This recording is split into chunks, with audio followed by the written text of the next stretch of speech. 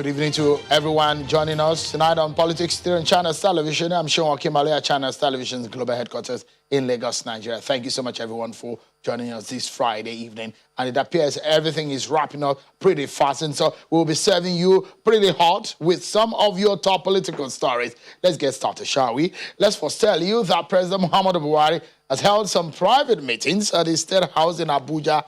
Former head of State General Abdulsalami Abubakar is one of those who called at the president's residence and met with President Buhari. After the closed-door meeting, President Buhari walked the former head of state to his car as he departs the villa. Shortly after that, the current chairman of the National Drug Law Enforcement Agency, Brigadier General Muhammad Buba Marwa, also met with the president. It's not certain what formed the crux of their discussions, as no official statement has been released by the presidency. The Minister of Transportation, Rotimi Amechi, has blamed Nigerian political elites for playing a role in creating insecurity in the country due to their negligence in providing quality education for the people. He made a statement at the 34th convocation lecture of the University of Calabar in Cross River State. The minister explains that the issue of mass poverty is not a creation of the current administration under Buhari and warns that if poverty and inequality is not tackled promptly, it will overrun the system. How do we educate our children, heal the sick, give hope to those in despair, provide succor to the needy? Well, you got to hear the minister in a short while. Well, let's go to what the minister said is going to be part of our conversation tonight. What he said, part of what he said is also that infrastructure has been revived under the Buhari government. Now, part of our major conversation tonight is also what the Vice President, Professor Yemi Osinbajo, said, is insisting that President Buhari is committed to lifting 100 million Nigerians out of poverty this decade. Take a listen to the VP. It's important when drawing up national plans to take account of the interests of the more vulnerable members of society, especially as according to the MBS, over 40% of our population live below the poverty line. This is why social investment and social protection are at the heart of the Buhari administration's policy interventions. Indeed, top of mind for Mr. President is how to lift 100 million Nigerians out of poverty in this decade as we radically re-engineer the productive base of our economy in agriculture, in manufacturing, mining, and the digital and creative sectors.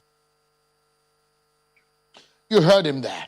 So he says it is in the heart of President Muhammadu Buhari, in the minds of President Buhari, to lift 100 millions of Nigerians out of poverty. How will that happen? Have they started? Is it working? These are some of the issues that people were talking about. In the midst of all of these is the drums of preparation for 2023 presidential election. Yesterday, the governor of Borno State, Babagana Zulum, was calling for a power shift to southern Nigeria in the next administration. Although the PDP on their own say they have not yet decided, the APC has since set up a special committee to empower the party ahead of the election year. So let's discuss some of these issues on the top and front burner. The Buhari government is being judged based on what Nigerians are getting from their performance, from the issue of security to the economy, infrastructure, and the rest of it. Tonight, I have two gentlemen who are here to discuss this issue. One you know very well, and perhaps Demola is one that is not very frequent on the program. But Mr. Daniel Bwala, a public affairs commentator, a member of the APC, a lawyer, and a member of the Lincolns in London. He joins us from Abuja studio. Thank you so much, Mr. Bwala, for joining us tonight. And on the other side is Demola Olarewaju, a political strategist, a member of the PDP. He joins us here in our Lagos studio. Thank you, Demola, for joining us tonight on the program. Thank you, Seun. It's a pleasure to be here. Let's begin the conversation. And it's about what you are talking about as a Nigerian. Wherever you may be watching, this concerns you. Either in diaspora, or you are on the road, you're going to your home, or you are in your home, you're watching, either with your generator or with your solar set or whatever you may be watching with. this conversation is starting, and you are part of it. So let's begin with Mr. Bwala. Mr. Bwala, yesterday, Governor Badaru told us, he said, if you want to judge the APC and the Buhari government, there's a need to look at recent history to have a fair assessment of the situation and what President Buhari said. He went ahead to say, in fact, President Buhari is the best leader Nigeria has gotten since 1960. But perhaps one thing that people have been critical about is what the Buhari and the APC have promised and what we are getting. Is that a fair assessment to say this government is not delivering on the issue of security and the economy, as, for example, the PDP has criticized this government? Right. Thank you for having me. I believe Governor Badaru, when he said that President Buhari means well for the country, but whether he's the best president since 1960, I think he's audacious and ambitious. And even though I'm a member of the APC, I think it will be too early to say that until the term is ended. But the intention is there, and the will is there. Now, in terms of security in the country, when the president came on board in 2015, he was resolute. He was very, very straightforward in the sense that he gave an order. And there was this excitement, enthusiasm, and motivation by even our various security forces. So that kind of momentum going into the fight against security gave us successful victory. But over time, just like in every other facet of life, there is what we call, either in football, they will say father time or tired legs. In the area of security, especially with those who were pioneering the leadership of the security. And at that point, I felt that the president did not do the needful by rejigging the security architecture, because it's a global phenomenon that no matter how effective you are, you get to a point where you have what we call fatigue. So it is always nice that you rejig and bring another fresh energy, fresh blood, and then you keep moving like that. That area, the president, in my personal opinion, did not give me the score that I require. I mean, that I would naturally give to him. And then the B part is that air of invincibility. You see, if you're a leader, your greatest strength is that those under you should not be able to predict you. That means everybody will be on the edge, trying to please stay and to work, because if you don't work, you might be removed. Unfortunately, in our party and in our government, that has not been established. So that's why people, when they get appointed, they believe it's going to last for 4 years, no matter what. And so that kind of impression and feeling sometimes does not give the motivation for you to be able to work. And I think this is the only downside of the president. But in terms of whether he has an intention for the good of Nigeria, I don't think even the opposition can doubt that. In terms of whether he wishes that the poor man in the street should be able to have a better life, I don't think even the opposition will be able to doubt that. In terms of whether he wants Nigeria unified and he wants Nigeria to forge ahead, I don't think even the opposition will be able to doubt that. But you see, intention, from when they come out of intention to when they become actualized, there are multifaceted steps, decisions, and action that must be taken.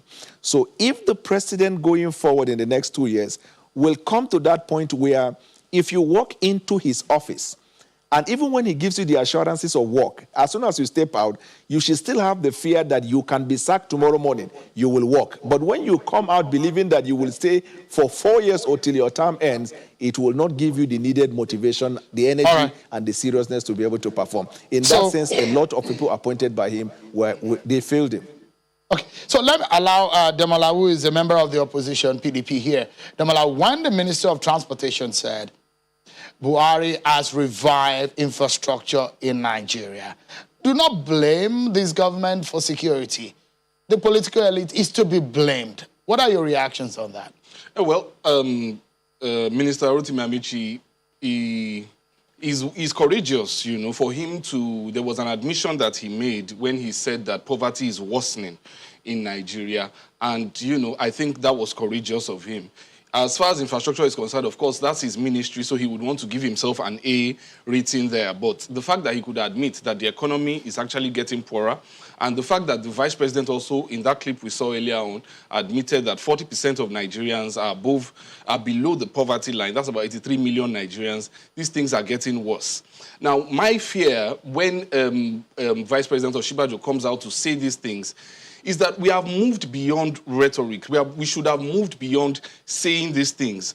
And you know, when we mollycoddle them, when we try to pamper the government by saying that, oh, they have good intentions, oh, they mean well, how is it translating in the lives of Nigerians? You have been giving us the same rhetorics for the past few years you have been in power. The result, it is getting worse. It's getting worse. More Nigerians. I mean, just last month, the inflation rate was about 16.4. Just last month. In February, it was 17.3. It is getting worse, you know. And the poverty in Nigeria is the poverty headquarters of the world presently. The poverty in Nigeria, again, it is multidimensional because it's not like everything is dependent on money. So you're talking of your education, your healthcare, your sanitation, even sometimes a small issue as getting justice. These are all incidents, things that have to do with money. And so if you do not have it, there is little that you can do within the system. So I think, yes, they might mean well. I mean, I've never interacted with the president or the vice president. I don't have a one-on-one interaction with them. But I should not need to interact with them before I feel their intent. So you don't feel that this government mean well? I mean, it should not be my business. It's not obvious to you. It is not obvious to anybody. We are citizens, whether they mean well or not, you know. It is not about, I mean, the vice president would... He has said it. Even about a year or two ago, he said, you know, he gave another metric that they would lift about 20 million in 2 years or in 3 years. Now he's saying 100 million in the next decade. I mean, they come out with these motivational speeches. The bond between government and the electorate, I mean, look at what the US president did. They sent out palliatives. They sent out relief to the people. That's how you know. We don't care whether you mean well or not. What we want is results, and we are not getting those results under this presidency. Mr. Bwala, do you agree with Mr. Olarewaju here?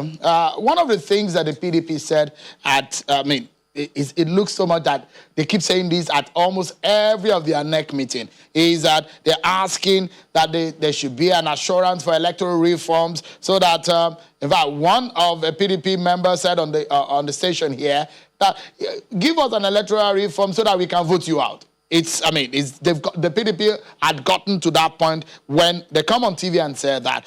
But does it look like the Buhari government can deliver on an electoral legacy that Nigerians can be proud of?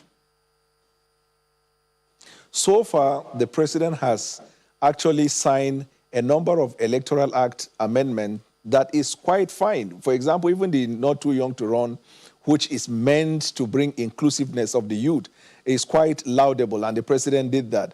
And Electoral Act, whether it is in this government or in the government to come, must be a work in progress.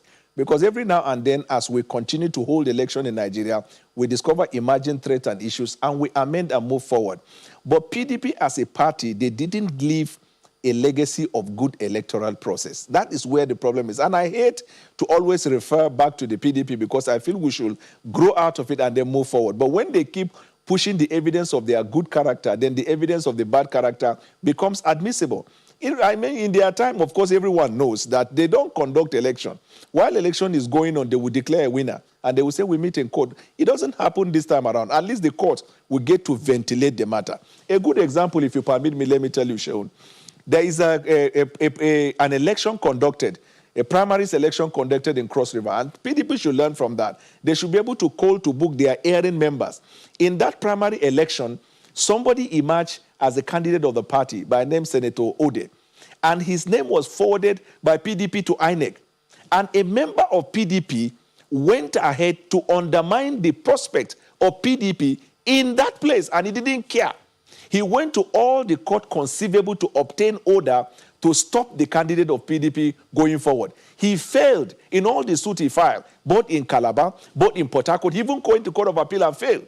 And then the name of that Senator Ode was submitted to INEC, and election was conducted. He won. But do you know that member of PDP called Jaribe got somebody, one of his cronies, to go to the High Court in Abuja, which has no jurisdiction to determine senatorial matter in Cross River. He obtained an order that is somewhat conflicting. One, there was a decline of jurisdiction to hear the matter, but a consequential order that he should be accorded the privileges of a political party. PDP as a party should have called him to book. They spoke to him, he didn't listen. He got that person to go to Court of Appeal, appeal against that decision of lack of the local standard. And at the Court of Appeal, again, they say you don't have local standard to sue Jaribe because you were not a party in the primaries. Mr. Bwala, so apologies to cut in there, although that's not our focus, but I would like to give you a reaction from the other side in this matter, but we need to take a break. And when we come back, we continue the conversation about the state of the polity, the Buhari government, to 2023 race, and what it means for you as a Nigerian. Don't go anywhere, everyone. We'll be right back. We must not fail to recognize the responsibility of our elite in creating the problem of insecurity that we are facing today. In many parts of the country, the political elite failed in their responsibility to educate the majority of children of the lower classes. These children who were denied the right to education and a better life have grown up to find themselves with no other choice than to enroll in criminal undertakings such as banditry and terrorism. The prevalence of poverty has been recognized as one of the greatest threats to our national unity and survival. For the avoidance of doubt, let me say that the desperate poverty that we have today has its roots in the dispensation that came before the Buhari administration. Specifically, our epidemic of mass poverty dates back to the return of civil rule in our country. It is unfair to heap the responsibility for the prevalence of poverty and inequality on this or any one administration in the history of the country. The Buhari administration has correctly identified the increasing poverty and inequality as one of the major impediments to national development. The president has committed himself and the administration to migrating at least 400 million Nigerians from abject poverty on the shortest possible time. I have a personal conviction that of all the challenges facing our nation's actualization, none is more urgent than the scourge of increasing poverty and the threat of massive inequality. We must attack and conquer inequality and extreme poverty, or the poor will overrun Nigeria. Thank you so much, everyone. You heard the minister there, the Minister of Transportation, now warning that if we do not arrest poverty, the poor will overrun the country. So that's a warning, isn't it? And it's a big threat. Let's get back to the conversation with Daniel Bwala, a member of the APC, a lawyer and a member of the Lincoln team. He joins us from Abuja studio. And Demola Olarewaju, a political strategist and a member of the PDP. Thank you so much, gentlemen, for talking to us tonight. Before I come to you, Demola, there is something that Mr. Bwala, that's not our focus, but I remember that you were on an episode of this program where we were discussing this matter. But Mr. Bwala, the other side to that debate will say and accuse Senator Ode of sitting tight. And they are also claiming that the powers that be will not allow those who they feel, the man who they think that is the rightful owner of that seat to be sworn in. How then do you pull that considering the Supreme Court judgment? Okay, I want to plead with you, Mr. Shewun, to permit me, because this is very important, even in relation to electoral process in the country, judgment of court and all of that. The leadership that sworn Senator Ode into the National Assembly is the leadership of APC. The Senate President is from APC. So how do you juxtapose that with powers that be? And that Supreme Court judgment that they are touting, just get it clear. Number one, Supreme Court never sacked Senator Ode.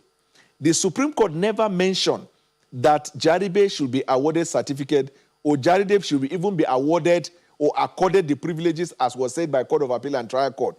What happened? In fact, Supreme Court never got the opportunity to consider the appeal, which if they have done so, they would have then determined whether there was a serious question to be tried. Supreme Court heard the preliminary objection that was raised by Jaribe that the appeal could not be taken because that service, personal service, was not effected.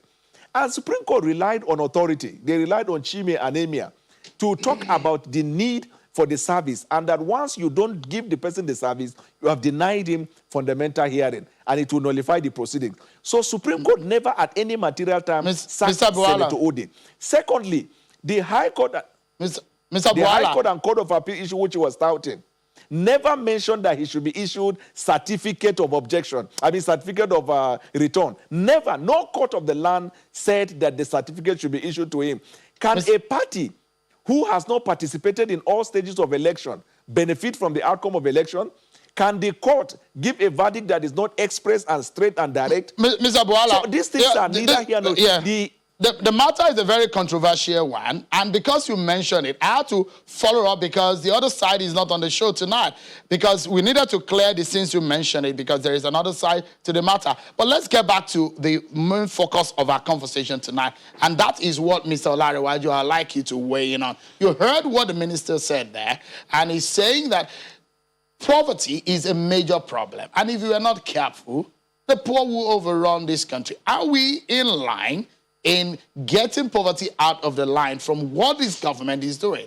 I mean, we have burning issues. The truth is, Nigerians are not too eager to hear APC or PDP bicker. If APC can give the solution, even PDP members will vote for them. If PDP can bring the solution, even APC members will vote for us. That is, if they allow the electoral system to be free and fair. So some of us are only asking for a level playing ground to ensure that, because you see, the way democracy brings dividends is by ensuring that votes count. When leaders know that if they do not perform to the satisfaction of the people, that they would not be voted back into office, then they will perform well in office so that they can be voted back. But when elections depend on guns, depend on rigging, depend on your ability to remove the chief judge, knowing that the case will come to the Supreme Court, and so on and so forth. I mean, if that was how PDP was as at 2015, if that was how PDP was, then APC would not have come in. APC would never have won that election. But APC won the election. PDP admitted graciously. We didn't even go to court about it.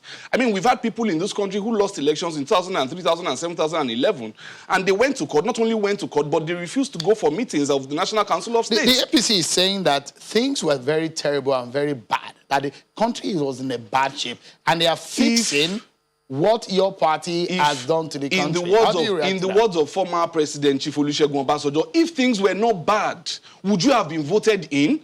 I mean, people realized that people felt there were grievances. So people said, look, let's try this other party. Let's see if you guys can be better. But what they have proven is that they have made things even worse. And like I said, the major problem here, we don't care about their intentions. We don't care what the condition of their heart is. What we care about is the results. And even from what the Vice President was saying earlier on today, you know, talking of solutions, talking about special intervention projects, you've been doing the same SIPs for the past 5 years. It has not yielded results. It is making things worse. So it is clearly a question of incompetence. You cannot be... You say it's making things worse. It has made things worse. In terms of facts and figures. No, the results are there. Inflation keeps going higher. Now, more people keep getting poorer. We got out of recession. The same recession they took us into. That was what took us into recession two times in the first 5 years. Before we end the show, the conversation around 2023, although your party said, look, we have not really decided. But when Professor Zulum said it's fair to go to the south, how do you react to that? Well, my simple reaction is this. Zoning is a construct of power. You zone when you are in power, depending on who is in power. A party that is not in power cannot talk about zoning, because what you are trying to do at that time is to offer Nigerians the best person possible. And so I do not believe that my party should zone. I mean, PDP has always been the champions of zoning right from 1999. PDP has always been the one who would say, let's zone here, let's zone there, because we were in power at that time. But a party that is not in power, you are looking to get, you know, everybody on board. If you zone to one section of the country, you say to the others, hold on, it might cause a lot of issues within the party. So zoning, as far as we are concerned, throw the field open and let people play. I do not speak for my party on that, but I'm expressing my opinion. So, but when Professor Zulum says that, you know, power should go to the south, I agree with him, because the APC is the ruling party and the onus is on them. Having been in power for the past 8 years, it is time for power. As far as APC is concerned, only Southerners should contest in the All Progressive Congress, because power has been there for the past 8 years, but not PDP, since PDP is not in power presently. Let me give Mr. Bwala the opportunity to give us a final shot on the program tonight. So I'd like you to react. He's made some very categorical statement about how the APC has handled this, the nation in the last 5 years. The nation under the President Buhari's watch. I'd like you to react to that, and also quickly also react to the fact that Professor Zulum said power should go to the south.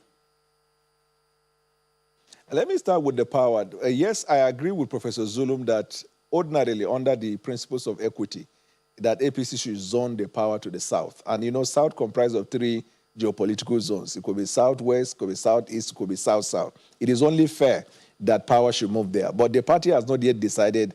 But as for PDP, they are actually confused. They have been waiting for APC to zone so that they will decide what to do. Ordinarily, they wanted to zone the power to the south.